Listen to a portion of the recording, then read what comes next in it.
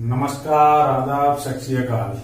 मैं आपके सामने गौरव शर्मा आपके सामने लेके आया हूं मैथ्स की सीरीज, जिसमें पहला चैप्टर है नंबर सिस्टम। नंबर सिस्टम हम लोग जानेंगे number system. How many types of numbers. तो first of all, in this chapter we have to study about classification of number.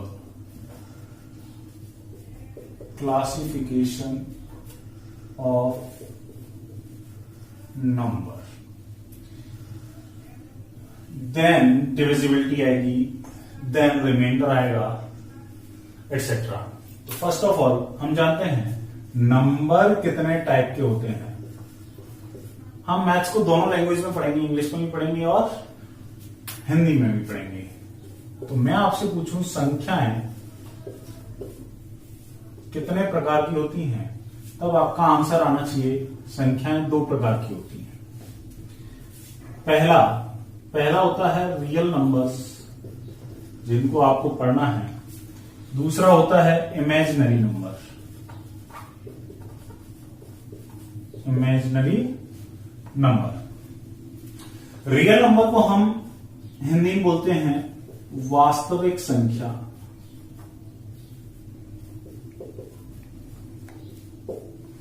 और इमेजिनरी नंबर को हम बोलते हैं काल्पनिक संख्याएं।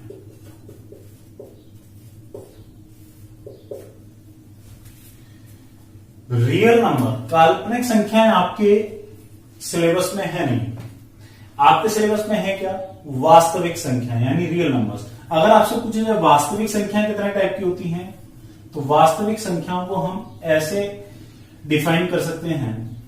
वास्तविक संख्याओं के दो टाइप होते हैं। फर्स्ट वन इज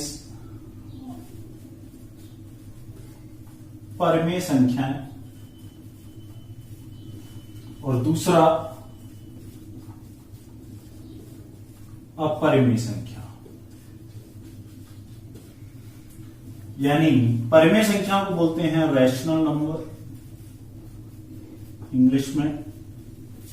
अपरिमेय संख्याओं को बोलते हैं irrational number. Irrational number. Irrational number पर आने से पहले हम लोग जानेंगे रैशनल नंबर क्या होते हैं। What is rational number? Rational number वो सभी नंबर होते हैं जिनको हम p/q फॉर्म में लिख सकते हैं, लेकिन q क्या नहीं होना चाहिए? जीरो। q जीरो हो गया तो क्या होगा? q जीरो हो गया तो क्या होगा? q क्या है? डिनोमिनेटर। डिनोमिनेटर का मतलब भाग देने वाली संख्या। अगर हम किसी भी नंबर में जीरो से डिवाइड देते हैं, फॉर एग्जाम्पल अगर हम किसी भी नंबर में जीरो से डिवाइड देते हैं तो ऐसा साइन आ जाता है। इसको बोलते हैं हम इनफाइनाइट। क्या बोलते हैं? इनफाइनाइट, या फिर हम नॉट डिफाइंड। बेसिकली दोनों में अंतर है, लेकिन साइन यही आएगा जब ऑप्शन में आएगा। तो क्लियर है? अब जानते हैं हम, यानी अब इनके मैं आपसे पूछूं कि रैशनल नंबर कौन कौन से हो सकते हैं। पहला मैंने बोला 1/2 रैशनल नंबर है, यानी बिल्कुल है, क्योंकि p/q के फॉर्म में लिखा है, जहां पर q जीरो नहीं है। q क्या है? 2 है। ध्यान रखें, p जीरो हो सकता है, q जीरो नहीं होगा। मैंने बोला 3/4 रैशनल नंबर है। मैंने बोला 5/6 रैशनल नंबर है। मैंने बोला 6/4 रैशनल नंबर है। मैंने बोला माइनस का 3/5 रैशनल नंबर है। मैंने बोला यहां पर 4/-5 रैशनल नंबर है। मैंने बोला 2 रैशनल नंबर है या नहीं? बिल्कुल रैशनल नंबर है, क्योंकि यहां पर हम नीचे 1 लिख सकते हैं। हम नीचे क्या लिख सकते हैं? 1। इसलिए ये p/q फॉर्म में आ जाएगा। p/q फॉर्म में आ जाएगा तो ये रैशनल नंबर हो जाएगा। इट मींस परिमेय संख्या हो जाएगी। मैंने बोला यहां पर 3 परिमेय संख्या है या नहीं? तो बिल्कुल है परिमेय संख्या। 3 परिमेय संख्या है या नहीं? 3 परिमेय संख्या है। मैंने बोला माइनस का 2 परिमेय संख्या है या नहीं? बिल्कुल है। मैंने बोला माइनस का 5 परिमेय संख्या है या नहीं? बिल्कुल है। मैंने बोला 0 परिमेय संख्या है या नहीं? 0 भी परिमेय संख्या है। क्यों? क्योंकि 0 के नीचे हम 1 लिख सकते हैं, 2 लिख सकते हैं, 3 लिख सकते हैं, हम कोई भी नंबर लिख सकते हैं, हम माइनस में भी लिख सकते हैं। आंसर क्या आएगा? 0। क्यों? क्योंकि हम जानते हैं कि 0 में अगर किसी भी नंबर से हम डिवाइड करते हैं तो आंसर हमें हमेशा क्या आता है? 0। बस इसमें कंडीशन क्या है? n is not equal to 0। Denominator क्या नहीं होना चाहिए? 0 नहीं होना चाहिए, क्योंकि 0 से डिवाइड दूंगा तो हम आंसर कैसे निकाल पाएंगे? समझ में आया? तो अगर आपसे 0 भी पूछा जाता है तो 0 कैसा नंबर है? रैशनल नंबर है, रैशनल डिजिट है, नंबर नहीं है एक्चुअली। समझते हैं यहां पर। मैंने बोला तो अब आप √4 रैशनल नंबर है या नहीं? तो √4 की वैल्यू होती है 2। We can write √4 as 2। मैंने बोला √5 है या नहीं?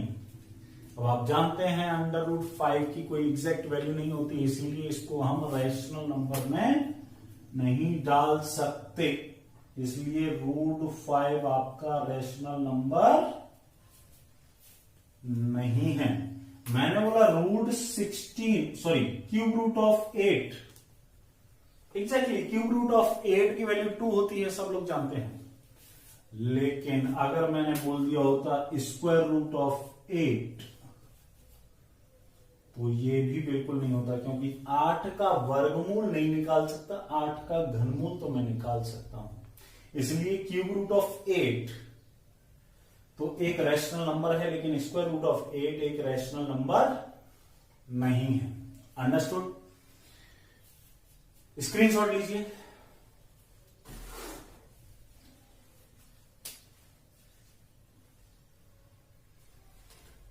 चलिए, समझ में आया रैशनल नंबर क्या होते हैं? रैशनल नंबर, अब आपको पता चल रहा होगा रैशनल नंबर कौन कौन से नंबर हो सकते हैं। तो रैशनल नंबर पहचानने के लिए हम इनको 3 टाइप से डिवाइड करेंगे। फर्स्ट वन इज, समझते हैं, इनको 3 टाइप से डिवाइड करेंगे। आप सभी नंबर लाइन को तो जानते ही होंगे। नंबर लाइन, संख्या रेखा जिसे हम बोलते हैं। संख्या रेखा क्या होती है? मान के चलो ये लाइन है कोई, ये लाइन है जिसमें बीच में आपका क्या होता है? 0। 0 से लेफ्ट हैंड की तरफ चलते हैं तो माइनस में जाते हैं, और राइट हैंड की तरफ चलते हैं तो प्लस में जाते हैं। -1, -2, -3, -4, -5 ऐसे करके -इंफिनिटी तक। इधर जाएंगे तो +1, +2, +3, +4, +5 एंड +इंफिनिट। क्लियर है? इसको हम संख्या रेखा कहते हैं। संख्या रेखा पर सभी नंबर प्रेजेंट रहते हैं, ये ध्यान रखना है। किसको छोड़कर? इमेजिनरी नंबर को छोड़कर। Let's start. अब आपको यहां पर नंबर लाइन जो है उस पर 3 तरह के नंबर दिखाई दे रहे हैं। -1, -2, -3, -4, -5, -इंफिनिट, प्लस, +2, +3, +4, +5, प्लस इंफिनिट, और एक 0। तो आपको अगर डिवाइड करना है कि परिमेय संख्या क्या होती है, तो परिमेय संख्या होती है 2 टाइप की।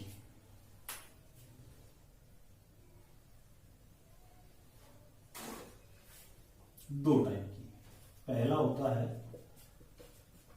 पूर्णांक और दूसरा होता है भिन्न।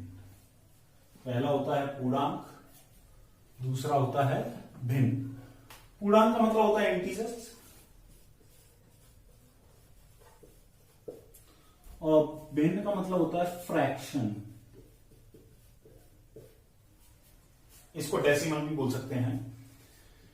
देखते हैं पूर्णांक का मतलब होता है पूर्ण अंक। पूर्णांक को अलग अलग लिखें, इसका संधि विच्छेद करें तो इसका मतलब होता है पूर्ण अंक। अब नंबर लाइन पर आपको पूर्ण अंक कौन कौन से दिखाई दे रहे हैं? एक तो माइनस वाले। पूर्ण अंक कौन से होते हैं पहले समझ लेते हैं।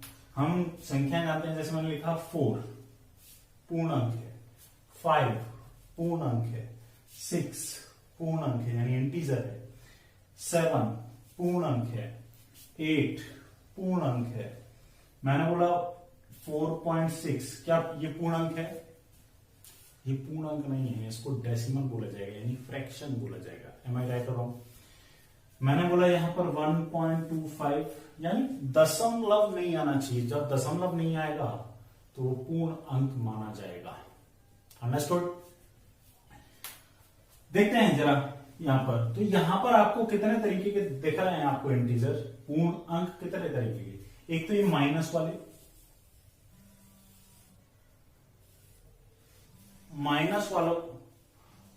माइनस वाले को हम बोलते हैं ऋणात्मक पूर्णांक। माइनस वाले को क्या बोलते हैं हम? ऋणात्मक पूर्णांक। साफ कर देता हूं इसे तब समझो। मैंने बोला परिमेय संख्याएं थी,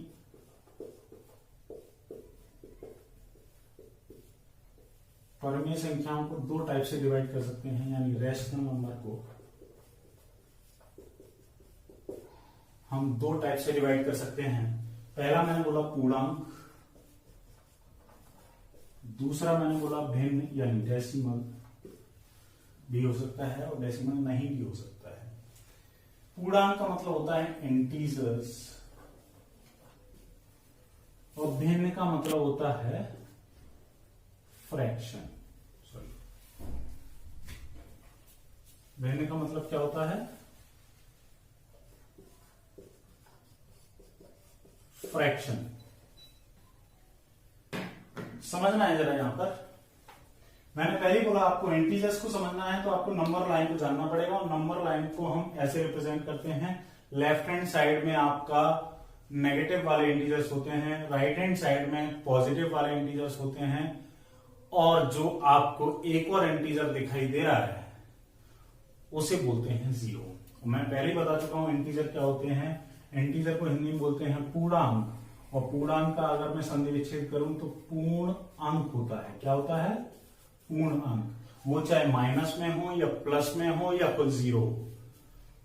अगर मैं आपसे पूछूं अंक कितने होते हैं तो आपका आंसर आना चाहिए। अगर आपसे टोटल पूछा जाए कि कुल अंक कितने होते हैं तो आप आंसर देंगे 10। तो आप आंसर कितने देंगे? 10। कहां से कहां तक?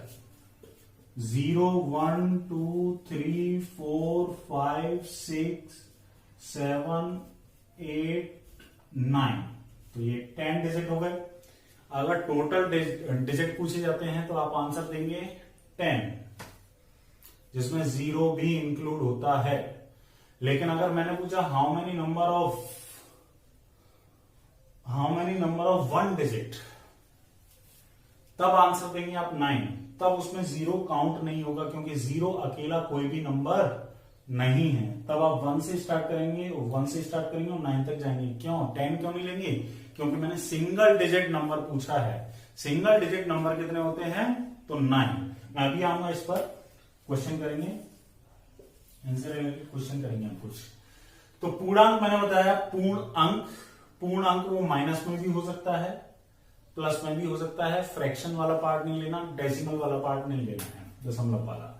तो आपको नंबर लाइन पर 3 तरह के पूर्णांक दिखाई दे रहे हैं। अगर इंटीजर को हम डिवाइड करें, क्लासिफाइड करें, तो there are 3 types of integers. The first one is negative integers, जिनको हम हिंदी में बोलते हैं ऋणात्मक पूर्णांक। सेकेंड वन इज धनात्मक पूर्णांक। धनात्मक पूर्णांक को इंग्लिश में बोला जाता है पॉजिटिव इंटीजर,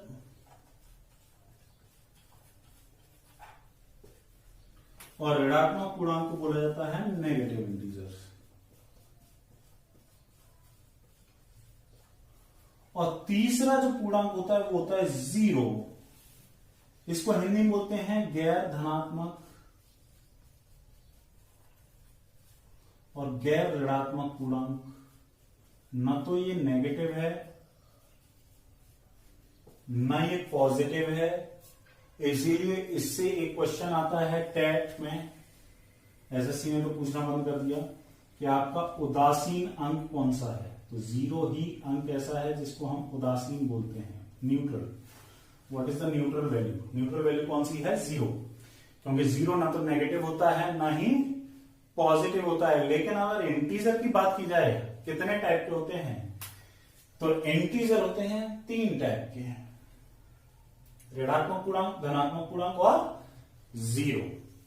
स्टार्ट करते हैं। अब ऋणात्मक पूर्णांक कौन से होते हैं? मैंने बोला -1, -2, -3, माइनस वाले जितने भी होते हैं, -4 एंड माइनस इनफाइनाइट तक। धनात्मक पूर्णांक कौन से होते हैं? 1, 2, 3, 4, 5, 6 प्लस इनफाइनाइट तक। क्लियर है यहां तक? कोई डाउट है? नहीं। समझते हैं। ऋणात्मक पूर्णांक हो गया, धनात्मक पूर्णांक हो गया, ठीक है। अब बात आती है इनकी, जो ये आपको धनात्मक पूर्णांक दिखाई देते हैं,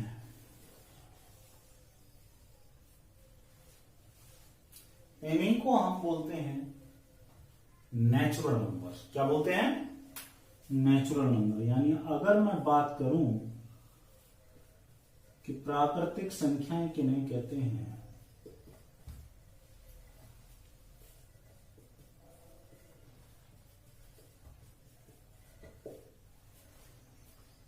तो नेचुरल नंबर का दूसरा नाम अगर पूछा जाए तो पॉजिटिव इंटीजर होता है।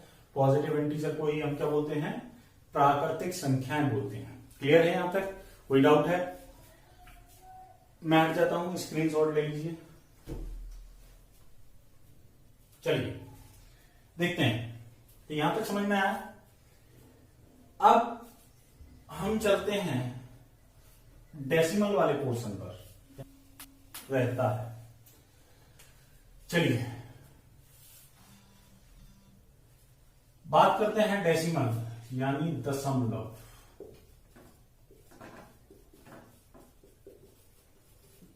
कभी कभार आ जाता है यहां से क्वेश्चन। मैं आपसे पूछूं how many types of decimal, तो डेसिमल के 2 टाइप होते हैं। पहला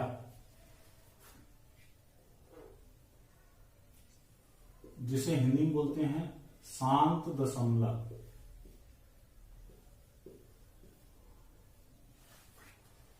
और दूसरा होता है अशांत दशमलव।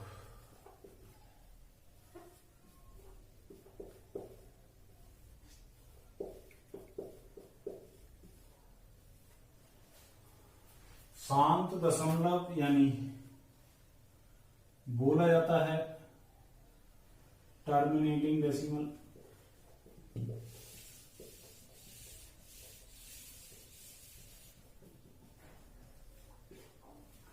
अशांत दशमलव मतलब नॉन टर्मिनेटिंग डेसिमल।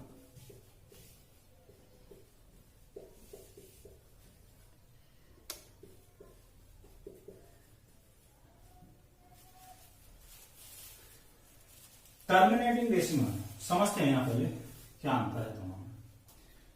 जैसे मैंने लिखा 1/2, मैंने बोला इसका डेसिमल फाइंड आउट करो, तो 1 में 2 से डिवाइड देना है, तो 1 में 2 से डिवाइड देना है, तो हम क्या करते हैं, अब 1 में डिवाइड जाएगा नहीं तो यहां पर पॉइंट लगाएंगे और यहां 0 बढ़ जाएगा। अब कितना आएगा? 2 5 10, यानी आपका आंसर आया 0.5। 1/2 को क्या बोलते हैं? 0.5। मैंने बोला 3/5, तो 3 में 5 से डिवाइड देंगे पॉइंट लगाएंगे, 0 आएगा, 5 6 जा 30, यानी 3/5 का आंसर क्या आ जाएगा? 0.6। ओके, मैंने बोला 4/5,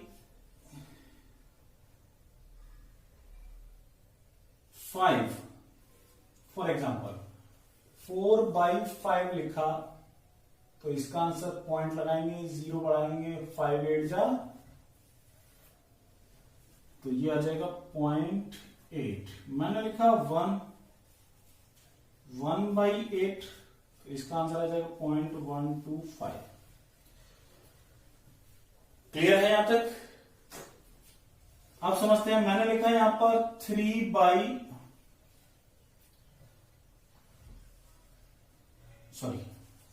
मैंने लिखा 1/3। 1/3 को अगर मैं सॉल्व करूं, यहां पर सॉल्व करता हूं, यानी 1 में 3 से डिवाइड देना है, तो पॉइंट लगाएंगे, 0 बढ़ाएंगे, 3 3 जा 9, ये 1 फिर से आ गया, फिर से 0, 3 3 जा 9, फिर से 1 आ गया, फिर से 0, 3 3 जा 9, फिर से 1 आ गया, फिर से 0, 3 3 जा 9 जाएगा। इट मीन्स आपका आंसर आएगा 0.3333 इनफाइनाइट टाइम्स। एम आई राइट और रॉन्ग? 333 का मतलब, इसको हम 0.3, जब पॉइंट के बाद कोई भी अंक बार बार आता है तो उसके ऊपर बार लग जाता है, ये आप जानते ही हैं सभी लोग, है ना। इसका भी कॉन्सेप्ट आएगा जिसे हम बार कॉन्सेप्ट बोलेंगे। मैंने बोला 3/7, फॉर एग्जाम्पल 3/7 को सॉल्व करते हैं, तो 3 में 7 से डिवाइड 2, पॉइंट लगाया, 0 लगाया, 4 7 जा 7 4 जा 28, कितना बचा? 2, फिर से 0 आ गया, 7 2 जा 40, कितना बचा? 6, फिर से 0, 7 8 जा 56, कितना बचा? 4, फिर से 0, 7 5 जा 35। क्लियर है यहां तक? कितना आया ये? कुछ रॉन्ग हो गया मेरे ख्याल से, पॉइंट यहां नहीं आएगा, 7 4 जा 28। क्लियर है? ये 5 आ गया, फिर से 0 बढ़ा, 7 जा 49, फिर से 1 आ गया, 0 1 7 3, मतलब ये आता जाएगा। तो इसका आंसर आएगा, सॉरी वो सही था, पॉइंट पहले ही आएगा क्योंकि वो 30 नहीं है, तो इसका आंसर आएगा 0.42857 एटसेट्रा, आता ही जाएगा, मतलब खत्म नहीं होने वाला। समझ पाए यहां तक? कोई दिक्कत परेशानी नहीं? तो यहां पर आपको डेसिमल दिखाई दे रहे हैं। डेसिमल एक तो वो है जो पॉइंट के एक निश्चित अंक के बाद खत्म हो रहे हैं, टर्मिनेट हो रहे हैं, और एक वो डेसिमल है जो पॉइंट के बाद खत्म नहीं हो रहे। जो पॉइंट के बाद खत्म हो रहे हैं, टर्मिनेट हो रहे हैं, उनको टर्मिनेटिंग डेसिमल बोला जाता है, और जो पॉइंट के बाद खत्म नहीं होते उनको क्या बोला जाता है? Non terminating decimal. Non terminating decimal clear है यहां तक? टर्मिनेटिंग डेसिमल क्या होते हैं? जो पॉइंट के एक निश्चित अंक के बाद समाप्त हो जाते हैं, उन सभी डेसिमल को हम क्या बोलते हैं? Terminating decimal. अब बात आती है non terminating decimal. What is non terminating decimal? मैंने अभी बताया कि पॉइंट के बाद समाप्त नहीं होते। अब ऐसे 2 नंबर होते हैं। अगर आपसे बोला जाए नॉन टर्मिनेटिंग कितने टाइप के होते हैं, तो ये भी 2 टाइप के होते हैं। ये भी 2 टाइप के होते हैं। पहला होता है आवर्ती दशमलव। पहला क्या होता है? आवर्ती दशमलव। और दूसरा होता है अनावर्ती दशमलव। अनावर्ती दशमलव। पहला होता है आवर्ती दशमलव और दूसरा होता है अनावर्ती दशमलव। इसको बोलते हैं हम रिकरिंग डेसिमल।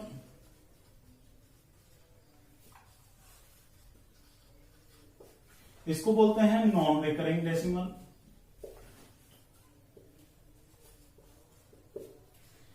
क्लियर है? रिकरिंग डेसिमल का मतलब ये होता है कि एक कुछ संख्या ऐसी होती हैं जो पॉइंट के बाद बार बार रिपीट होती हैं। फॉर एग्जांपल 0.33333 रिकरिंग डेसिमल है। इसको हम दूसरा नाम भी बोलते हैं रिपीटिंग डेसिमल। इसको हम बोलते हैं नॉन रिपीटिंग डेसिमल। कोई डाउट है? नहीं। समझते हैं। अब बात करते हैं रिपीटिंग और नॉन रिपीटिंग में क्या अंतर है। जैसा कि नाम से ही पता है कि जो दशमलव, जो भी नंबर है पॉइंट के बाद लगातार आते हैं, रिपीट होते रहते हैं, वो सब रिपीटिंग डेसिमल में आते हैं। कोई भी फ्रैक्शन ले लो, कोई भी फ्रैक्शन हो, वो या तो एक निश्चित अंक के बाद समाप्त हो जाएगा पॉइंट के बाद, या फिर वो लगातार आएगा, कुछ अंक के बाद रिपीट होने लगेगा। ये दो टाइप के डेसिमल आपको ये फ्रैक्शन में पता होगा कि एक फ्रैक्शन तो वो है जो पॉइंट के बाद लगातार आता रहता है, और एक वो है जो पॉइंट के बाद लगातार नहीं आता। पॉइंट के बाद लगातार आने वाला रिपीटिंग डेसिमल, और पॉइंट के बाद लगातार नहीं आता है उसको क्या बोलते हैं। अब ये जानेंगे कि पॉइंट के सभी ऑल फ्रैक्शंस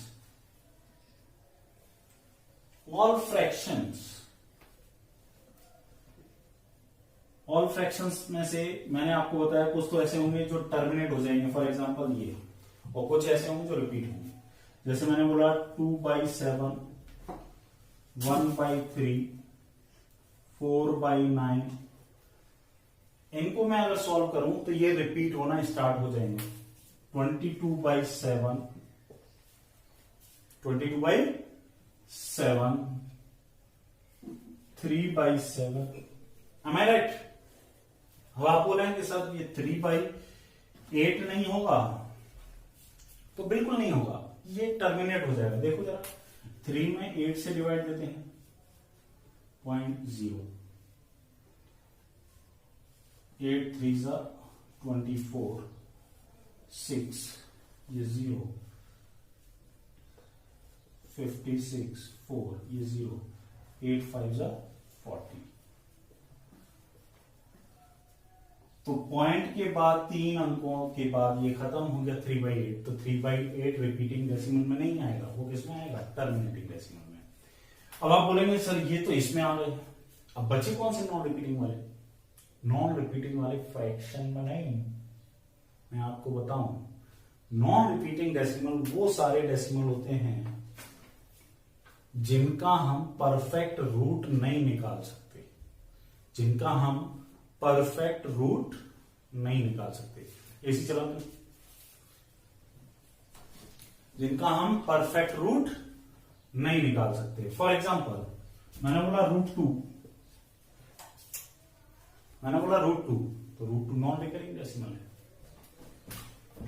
इनका जब वर्गमूल निकालेंगे तब निकालना बताएंगे कि इनकी वैल्यू निकालते कैसे हैं। क्लियर है ना? √2, मैंने बोला √3, मैंने बोला √4 होगा क्या? √4 बिल्कुल भी इसमें नहीं आएगा, ध्यान रखना। √4 की वैल्यू कितनी होती है? 2। फिर मैंने बोला अगर मैंने √4 की जगह √4 लिखा होता तो इसका रूट नहीं निकाल सकते हम, इसका रूट नहीं निकाल सकते। और मैंने बोला पाई। अब आपके दिमाग में एक क्वेश्चन आ रहा होगा कि सर आपने पाई तो इधर लिख दिया, और 22/7 इधर लिख दिया। अगर पाई की वैल्यू 22/7 होती है तो ये दोनों नंबर अलग अलग कैसे हुए? पाई की वैल्यू 22/7 एग्जैक्ट नहीं होती, 22/7 के साथ मैच कर जाती है। अंडरस्टूड? यहां से 2 क्वेश्चन मैं आपको बोलूंगा, तो देखते हैं। मैंने बोला अगर पाई पूछा जाए तो आपको अनावर्ती दशमलव बताना है, लेकिन 22/7 पूछा जाए तो आवर्ती दशमलव बताना है। जो संख्याएं पॉइंट के बाद रिपीट नहीं हो रही हैं उन्हीं को हम बोलते हैं अपरिमेय संख्या। ध्यान है, अपरिमेय संख्या। मैंने स्टार्टिंग में क्यों नहीं बताया, अब आपको बिल्कुल क्लियर हो चुका होगा कि अपरिमेय संख्याएं कौन कौन सी होती हैं। अंडरस्टूड। तो अपरिमेय संख्या वो सभी संख्या होती हैं जो पॉइंट के बाद रिपीट भी नहीं होती और पॉइंट के बाद खत्म भी नहीं होती। अपरिमेय संख्याओं को शॉर्ट में समझते हैं, यानी इनको हम बोलते हैं इर्रेशनल नंबर।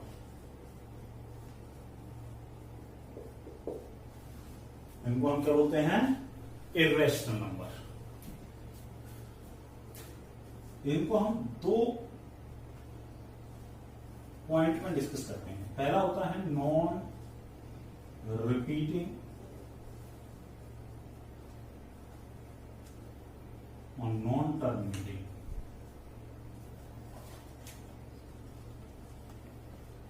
बोल सकते हैं जो दशमलव के बाद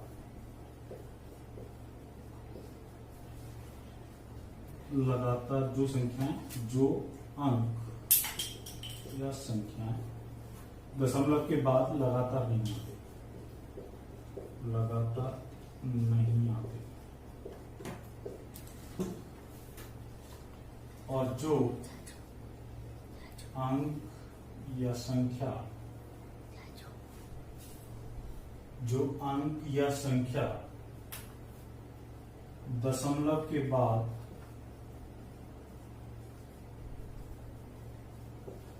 समाप्त नहीं होते।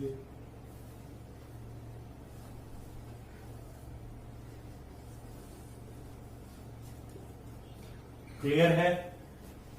तो अपरिमेय संख्या समझ में आ गई।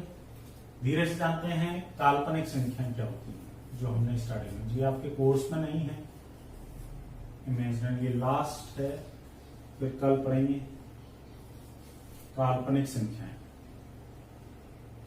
काल्पनिक संख्याओं में यानी इमेजिनरी नंबर,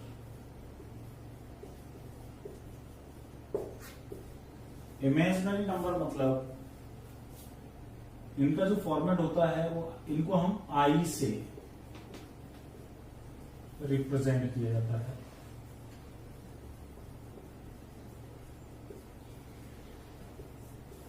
जिसकी वैल्यू होती है अंडर रूट -1। अंडर रूट के अंदर अगर माइनस में संख्या है तो वो आपकी इमेजिनरी नंबर होगी। जैसे मैंने बोला अंडर रूट -5 कैसी संख्या है, इसको हम क्या बोल सकते हैं, इसको हम ऐसे ही लिख सकते हैं 5 इंटू -1, 5 इंटू -1, तो इसको हम ऐसे भी लिखते हैं √5 इंटू अंडर रूट -1 यानी √5i। तो इसका आंसर √5i भी हो सकता है। क्लियर है? मैंने बोला अंडर रूट -4 ये काल्पनिक संख्या है या नहीं, तो बिल्कुल है। मैंने पहले ही बोला इसको बोलेंगे, देखो काल्पनिक संख्या है या नहीं, 4 इंटू -1, तो इसको बोलेंगे अंडर रूट -1, और इसको बोलेंगे 2, और इसको बोलेंगे i। तो इसका आंसर 2i आएगा, न कि -2। अंडरस्टूड है? तो काल्पनिक संख्या समझ में आ गई। सम संख्याएं क्या होती हैं, विषम संख्याएं क्या होती हैं, ये आप जानते ही हैं, फिर भी एक बार बता देता हूं। सम संख्याएं जो दो से, जो पूर्णांक, जो ऋणात्मक पूर्णांकों को छोड़कर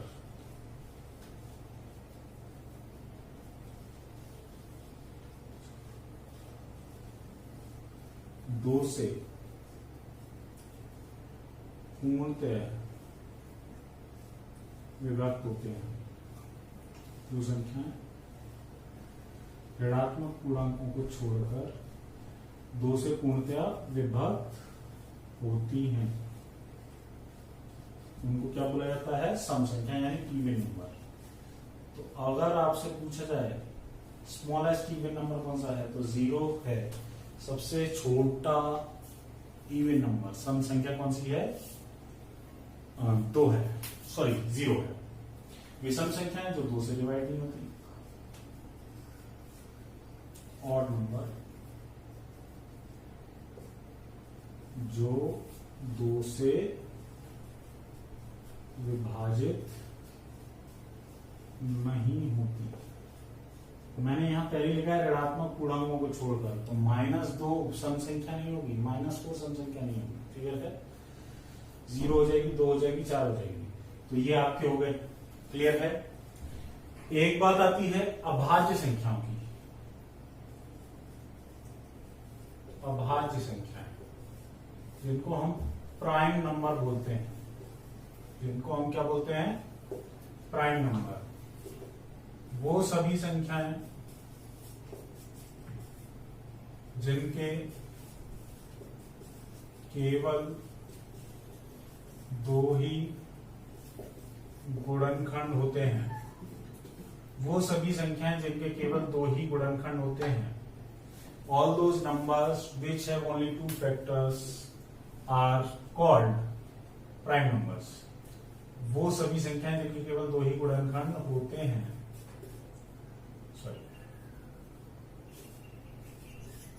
होते हैं। अब आप सोच रहे होंगे 2 गुणनखंड होते, मैंने ऐसी डेफिनेशन क्यों लिखी? क्यों? क्योंकि इसमें पहला ही क्वेश्चन पूछा जाता है कि सबसे छोटी अभाज्य संख्या 2 होती है। एक क्वेश्चन पूछा गया सबसे छोटी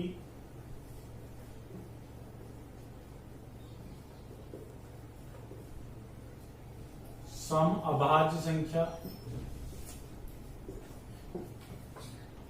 भी 2 होती है। क्लियर है? यहां तक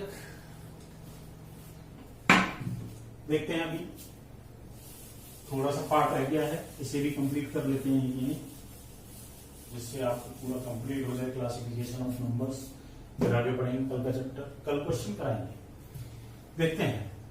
तो सबसे छोटी अभाज्य संख्या 2 होती है, सबसे छोटी सम अभाज्य संख्या 2 होती है। तीसरा क्वेश्चन, अगर आपसे पूछा जाए 1 से 100 तक अभाज्य संख्या है, तो आप बोलेंगे 25। 1 से 50 तक अभाज्य संख्या है, तो आप बोलेंगे 15।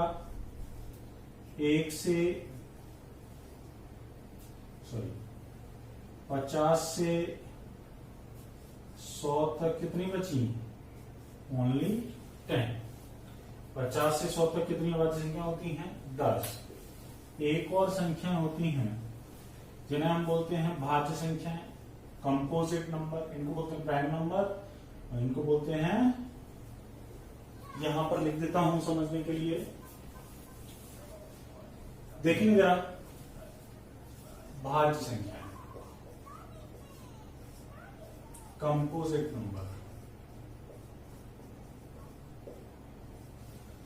कंपोजिट नंबर कौन से? वो सभी संख्याएं जिनके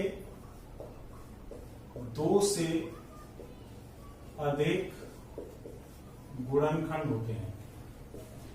2 से अधिक गुणनखंड होते हैं। 2 से अधिक गुणनखंड मतलब पहला ही क्वेश्चन पूछ लिया जाता है सबसे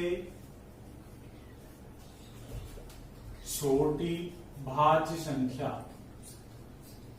सबसे छोटी भाज्य संख्या कौन सी? आप बोलेंगे 4। यहां पर सब अभाज्य संख्या कौन कौन सी हो जाएंगी? तो सबसे छोटी हो जाएगी 2, फिर हो जाएगी 3, फिर हो जाएगी, क्यों? क्योंकि 2 केवल 2 ही गुणनखंड है, 1 और 2।